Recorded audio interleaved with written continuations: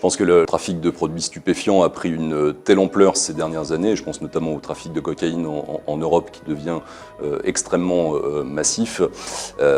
Cet intérêt-là, il est majeur pour tous les pays puisque la criminalité organisée ne connaît pas de frontières, a des moyens qui deviennent de plus en plus élevés, avec des limites qui sont de plus en plus basses. Et ce trafic de produits stupéfiants, un fléau qui désorganise les sociétés, qui doit être combattu du mieux possible et sans coopération internationale, du fait du caractère transnational, encore une fois, de ces trafics, il n'y aura pas de réussite locale.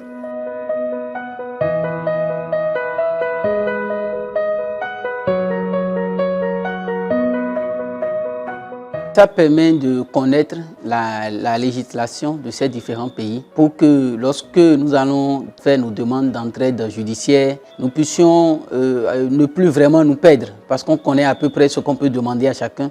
Ça permet aussi d'éliminer les goulots d'étranglement dans l'exécution des demandes d'entraide judiciaire et ça permet une bonne coordination de ces demandes et la poursuite de ces criminels. Et je pense que ce qui est heureux, c'est que tous nos pays sont régis dans le cadre de la coopération internationale et aujourd'hui c'est le leitmotiv pour lutter efficacement contre ces narcotrafiquants qui pullulent tous nos pays.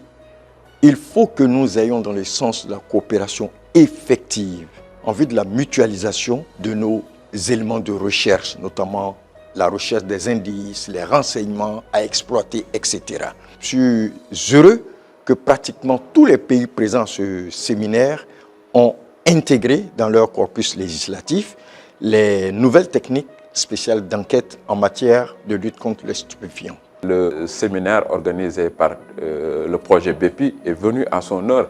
Il nous a permis vraiment de passer en revue les conventions, les différentes législations nationales, mais de tisser quand même un réseau plus ou moins informel qui nous permettra à l'avenir, si on a un dossier qui présente des éléments d'extranéité, d'avoir ne serait-ce un interlocuteur qui nous permettra de faire avancer nos procédures. C'est une avancée assez importante. Mais ce qui est le plus important, c'est de susciter cette culture de l'entraide pénale chez les magistrats.